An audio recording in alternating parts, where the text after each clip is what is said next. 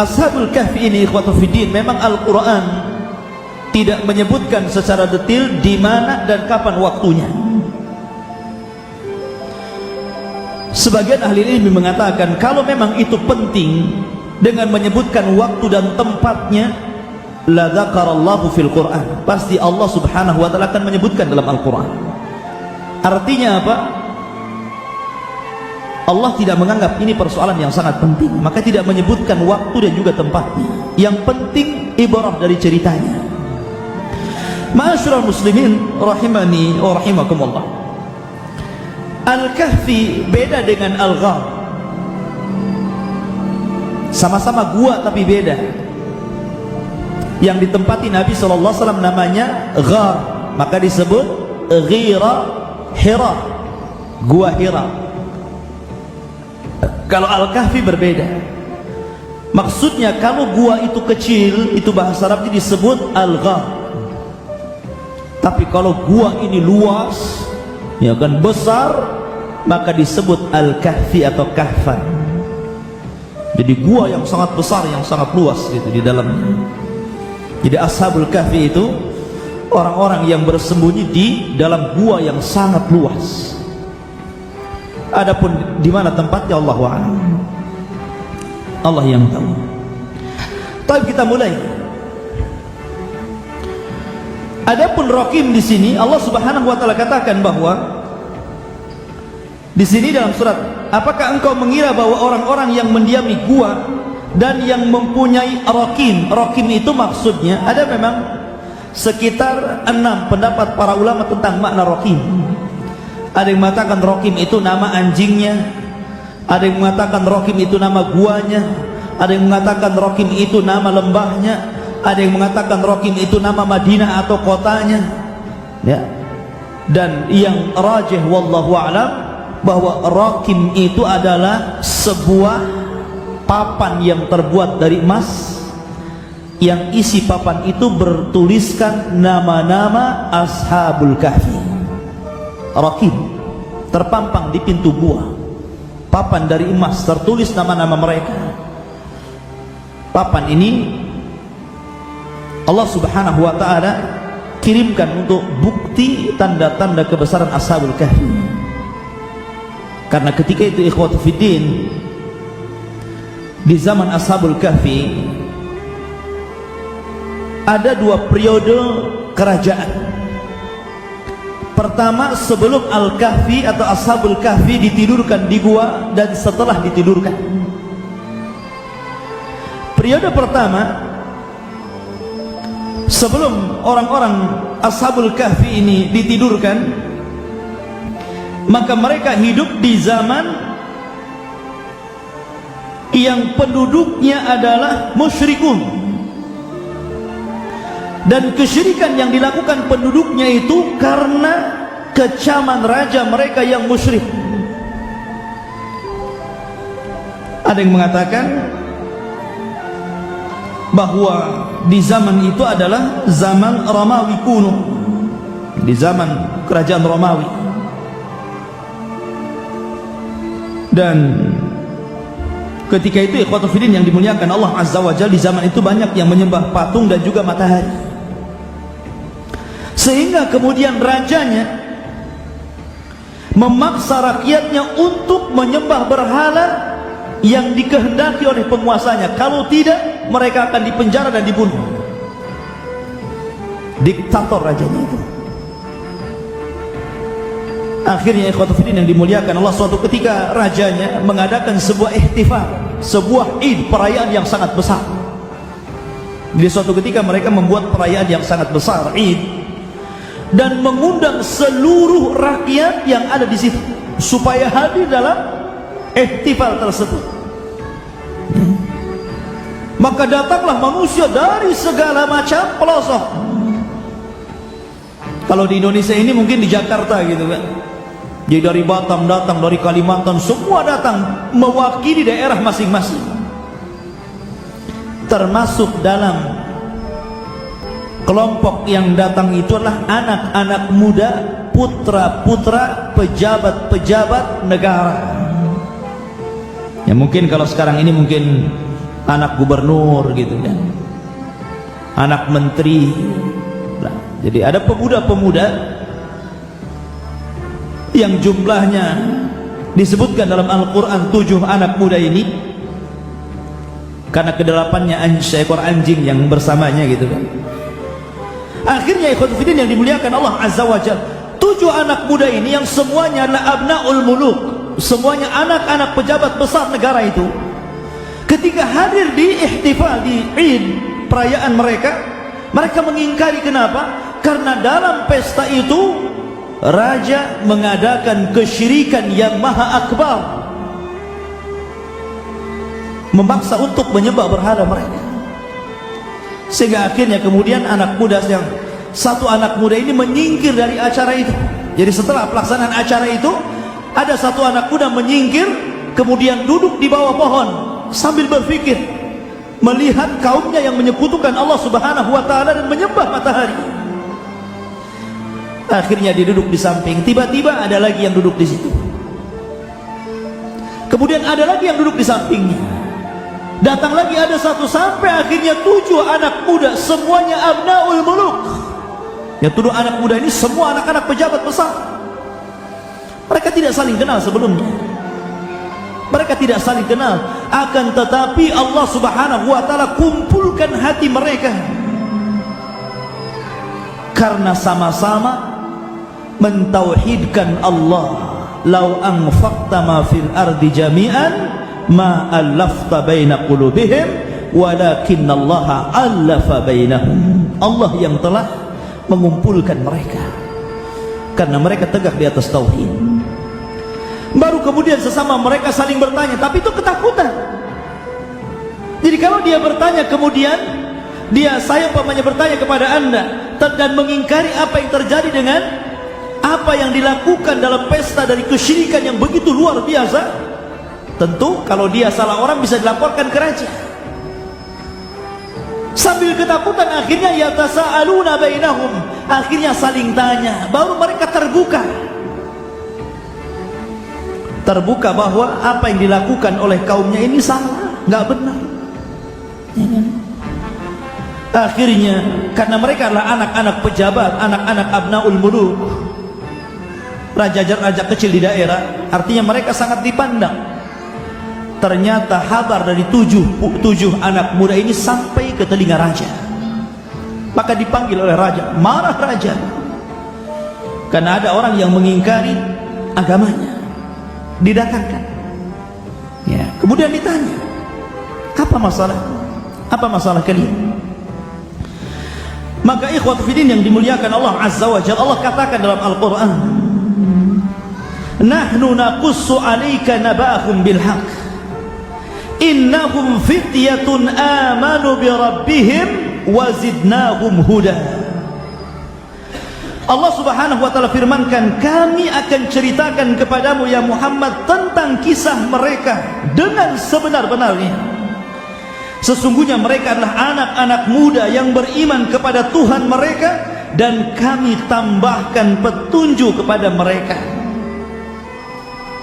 Dan ketika mereka berhadapan dengan raja, Allah katakan apa? Warabatna ala qulubihim وَرَبَطْنَا عَلَى قُلُوبِهِمْ إِذْ قَامُوا فَقَالُوا رَبُّنَا رَبُّ السَّمَاوَاتِ وَالْأَرْضِ لَنْ نَدْعُوَ مِنْ دُونِهِ إِلَٰهًا لَقَدْ قُلْنَا إِذًا شَطَطًا. Ini jawabannya. 7 anak muda ini berani, ikhwan. Berani karena mempertahankan akidah tentunya. Dan mereka sudah tahu konsekuensinya. Artinya bahwa kalau mereka menentang raja, pasti mereka dibunuh.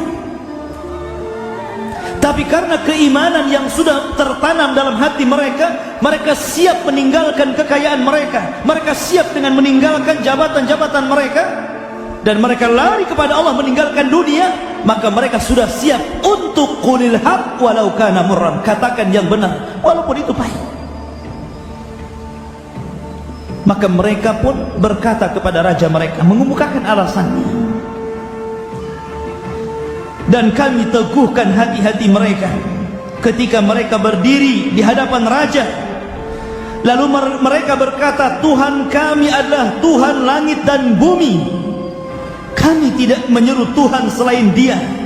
Sungguh kalaulah kami berbuat demikian, maksudnya menyekutukan Allah Azza wa Jalla, tentu kami telah mengucapkan perkataan yang sangat jauh dari kebenaran.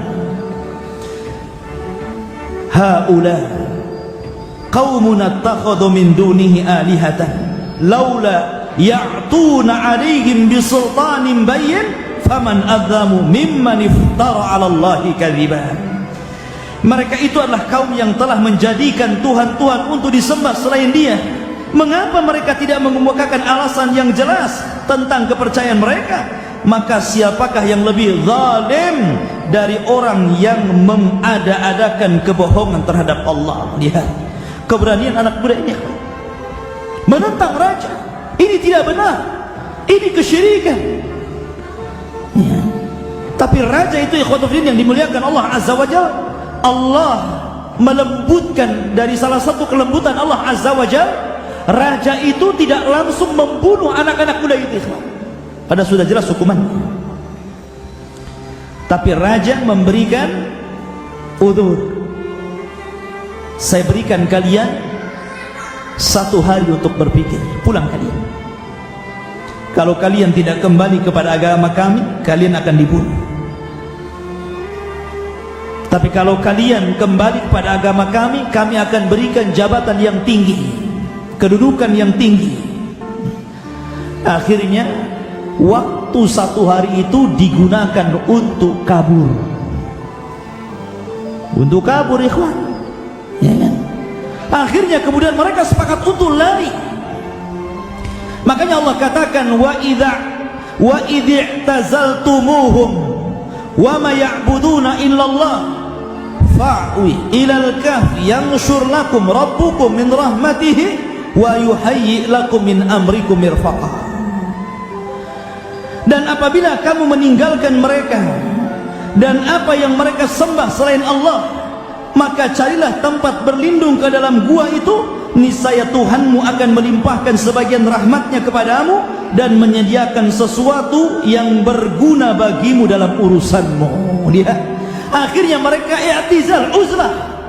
Dan ikhwatu fiddin, syariat uzlah ini adalah syariat Rasul kita Muhammad sallallahu alaihi wasallam. Terkadang antum harus uzlah, harus hijrah, seperti orang-orang yang hidup di negeri kafir. Kemudian mereka tidak bisa melaksanakan syariat Islam di situ, maka mereka wajib uzlah, wajib keluar dari negeri itu untuk pindah ke negeri Islam.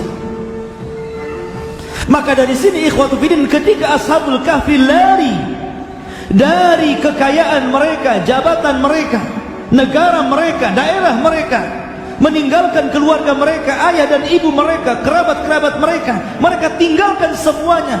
Ini menunjukkan pentingnya seseorang firarun minal fitan, lari dari fitnah. Karena Rasul mengatakan as-sa'idu liman junnibal fitan, orang yang bahagia itu orang yang dijauhkan fitnah padanya. Ma'asyiral muslimin rahimani wa rahimakumullah.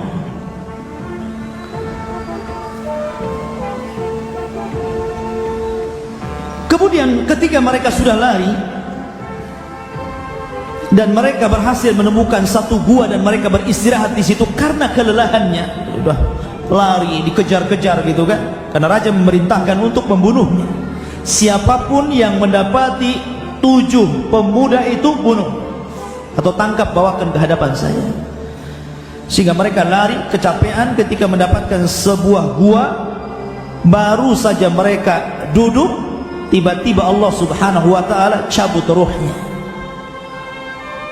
Allah tidurkan. Karena tidur itu akhuhul maut, saudaranya mati. Makanya ketika Nabi SAW ditanya tentang apakah penduduk surga tidur, maka Rasul mengatakan tidak, penduduk surga tidak tidur, karena tidur itu saudaranya mati. Jadi ketika ashabul kahfi baru sampai jadi gua, maka mereka ditidurkan. Berapa lama? 309 hari. 309 tahun, afwan. 309 tahun. Sama dengan kisahnya siapa? Uzair. Ya kan? Dituduhkan dengan waktu yang lama. Kalau Uzair berapa? 100 tahun. Ini lebih lama lagi, 309 tahun. Dan anehnya ikhwatu fillah yang dimuliakan Allah Azza wa Jalla, ini kehendak Allah. Allah berkehendak seperti itu. Sehingga karena Allah Subhanahu wa taala berkehendak akan seperti itu, maka kun fayakun. Allah memberikan penjagaan kepada mereka. Subhanallah ikhwatu fillah, Allah berikan penjagaan kepada mereka. Salah satu penjagaannya Allah katakan apa? Wa tara syamsa idza tala'at tazawwur an kahfihim dzatal yamin wa idza gharabat taqriduhum dzatal shimal wa hum fi fajwatin minhu dzalika min ayatillah man yahdihillahu fahuwal muhtad wa man yudlil falan tajid lahu waliyyan mursyida. Ini penjagaan pertama, ya kan? Allah Subhanahu wa taala berfirman, dan engkau akan melihat matahari ketika terbit, condong dari gua mereka ke sebelah kanan, dan apabila matahari itu terbenam menjauhi mereka ke sebelah kiri, sedang mereka berada dalam tempat yang luas di dalam gua tersebut. Itulah sebagian dari tanda-tanda kebesaran Allah. Barang siapa diberi petunjuk oleh Allah, maka dialah yang mendapatkan petunjuk, dan barang siapa disesatkannya, maka engkau tidak akan mendapatkan seorang penolong yang dapat memberi petunjuk kepadanya. Perlindungan pertama, matahari. Matahari ini di sini Allah hanya menyebutkan ketika terbit dan ketika terbenam, dan tidak menyebutkan ketika siang hari. Karena siang hari ini khotbidin cahayanya tidak menyehatkan, cahaya penyakit, ya. Makanya yang menyehatkan itu di waktu pagi dan di waktu sore, ya kan? Makanya orang olahraga itu pagi sore gitu. Khotbidin yang dimuliakan Allah Azza wa Jalla. Jadi kalau di pagi hari matahari itu mereka masuk, cahaya masuk ke gua, setiap hari masuk ke gua cahayanya. Tapi tujuan cahaya masuk ke gua itu untuk membunuh hewan-hewan yang akan menyakiti Ashabul Kahfi yang sedang tertidur, seperti serangga-serangga, kalajengking. Sebab kalau gelap terus pasti akan dimasuki ular, macam-macam binatang. Kalau gelap terus, maka sekali-kali diberikan cahaya. Allah jaga dengan cahaya itu, tapi cahaya itu menyehatkan Ashabul Kahfi dan tidak memadaratkan mereka. Sebab kalau seandainya, kata Abdullah bin Abbas radhiyallahu anhu, seseorang selama 390 tahun disinari dengan sinar matahari, sudah terbakar jasadnya. Tapi Allah Subhanahu wa taala melindungi mereka. Ini merupakan inayatullah, perlindungan Allah kepada mereka. Ini satu. Yang kedua, wa tahsabuhum ayqadan wa hum ruqud wa nuqallibuhum dhatal yamin wa dhatal shimal wa kalbuhum basitun dhira'aihi bil wasil law ittala'ta 'alaihim lawallaita minhum firaran wa la mulita minhum ru'ba. Yang kedua kata Allah, wa tahsabuhum ayqadan wa hum ruqud wa nuqallibuhum dhatal yamin wa dhatal shimal. Ini yang kedua, di mana Allah Subhanahu wa taala membolak-balikan badannya. Jadi ketika dalam tidurnya itu guling ke kanan, guling ke kiri, seperti itu Allah bolak-balikan badan mereka. Untuk apa? Kenapa Allah tidak diamkan saja? Badan itu tidak bergerak dan baru dibangunkan gerak setelah 390 tahun.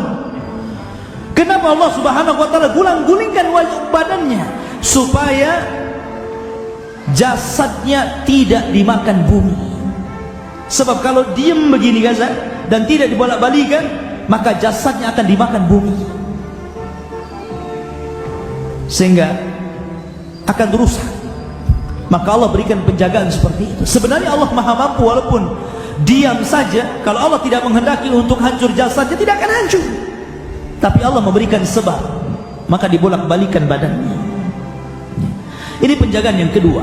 Penjagaan yang ketiga, lawit talata alaihim lawallaita minhum firaran wala mulita minhum ru'ba. Penjagaan yang ketiga di sini, dan jika kamu menyaksikan mereka, tentu kamu akan berpaling melarikan diri dari mereka, dan pasti kamu akan dipenuhi rasa takut terhadap mereka. Artinya apa? Allah berikan rasa ketakutan seandainya mereka melihat Ashabul Kahfi. Makanya ketika raja memerintahkan seluruh prajuritnya untuk mencari Ashabul Kahfi, ketika mereka sudah mendekati gua yang ada Ashabul Kahfi di dalamnya, mereka ketakutan, kemudian pergi disangka gua angker. Allah berikan ketakutan kepada mereka untuk mendekati Ashabul Kahfi. Ini semua penjagaan Allah Subhanahu wa taala. Allah menjaga mereka. Akhirnya ketika Allah Subhanahu wa taala menjaga, setelah 309 tahun mereka tertidur, akhirnya Allah Subhanahu wa taala bangunkan mereka. Kadzalika wa kadzalika ba'atsnahum.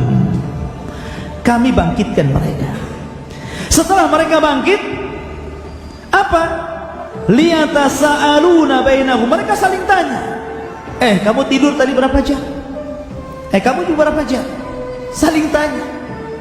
Ya. Kenapa? Karena mereka ditidurkan di awal siang dan dibangunkan di akhir siang, jadi seolah-olah setengah hari atau satu hari. Ya. Maka mereka mengatakan, ketika sebagian mereka dengan sebagian lain saling bertanya, qala qailu minhum kam labistum? Qalu labisna yauman aw ba'da yaum. Berapa hari kau tinggal di sini? Mereka mengatakan setengah hari atau mungkin separuh hari, satu hari atau mungkin separuh hari.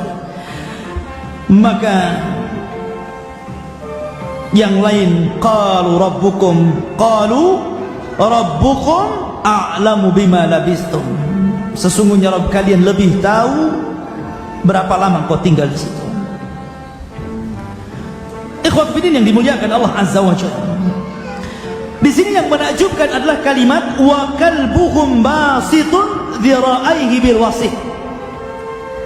Dan anjing Ashabul Kahfi, ikhwatu fiddin, senantiasa duduk di depan pintu gua Al-Kahfi. Jadi anjingnya itu di situ terus. Tapi lihat bagaimana Allah Subhanahu wa taala memuliakan anjingnya Ashabul Kahfi. Setiap Jumat antum menyebut-nyebutnya, antum membacanya. Setiap Jumat antum sebut anjingnya Ashabul Kahfi. Wa kalbuhum basitun dira'aihi bil wasit. Setiap Jumat membaca, kecuali yang enggak pernah baca. Tapi Nabi SAW mensyariatkan kita untuk membaca surat Al-Kahfi. Artinya apa? Setiap kita membaca surat ini, otomatis saudara akan menyebutkan ke anjingnya siapa? Ashabul Kahfi. Artinya Allah berikan kemuliaan kepada anjing. Kenapa? Li suhbatil akhyar. Karena anjing ini berteman dengan orang baik, maka ikut baik. Kalau anjing saja berkawan dengan manusia yang baik, ikut baik, ikhwan, tentu antum kalau berkawan dengan orang baik lebih hebat lagi daripada seekor anjing. Masyaallah muslimin rahimani wa rahimakumullah. Maka setelah mereka terbangun, kemudian saling bertanya, akhirnya kemudian salah seorang dari mereka mengatakan, fab'athu ahadakum biwariqikum hadhihi ilal madinah falyanzur ayyuha azka ta'aman falyatikum birizqin minhu walyatalattaf wa la yush'iranna bikum ahada. Akhirnya kemudian mereka mengutus satu orang dengan membawa uang perak. Uang di zaman mereka 390 tahun yang silam, di zaman Bakinius, ya, Raja Romawi, ya. Jadi 390 tahun itu sudah lama kan, sudah berapa generasi itu? Kalau antum usianya 50 tahun berarti 6 generasi gitu. Kalau 100 tahun 3 generasi lah, anggap 3 generasi. Maka akhirnya yang diutus ini bawa uang perak. uang di zaman Balkinius, Raja Romawi. Keluarlah dia dari gua itu, ingin membeli roti. Kemudian sesampainya di pasar, penjual roti ini kaget, ikhwatu fiddin. Kenapa? Karena uang itu adalah uang yang sangat berharga, uang peninggalan 390 tahun yang silam. Sehingga penjual roti mengatakan, menyangka bahwa orang ini tahu harta karun. Jadi orang ini disangka menyembunyikan harta karun.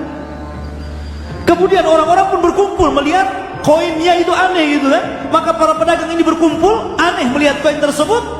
Kemudian anak muda ini dari salah satu ashabul kahfi mengatakan, tidak, aku kemarin baru keluar, baru dikejar-kejar oleh raja, kemudian aku sembunyi. Diceritakan kisahnya. Tapi orang-orang pedagang ini nggak percaya, sehingga mengatakan, dulluna ala kanzin. Ya, dulluna ala kanzin, maksudnya apa? Tunjukkan kepadaku mana harta karunnya. Dipaksa menunjukkan harta karun. Kalau tidak, saya hadapkan engkau ke raja. Akhirnya karena dia bingung, maka oleh para pedagang ini akhirnya dibawa dan dihadapkan kepada raja yang baru, yang berbeda dengan Raja Balkinius. Ya, ini rajanya sudah beriman kepada Allah Azza wa Jalla.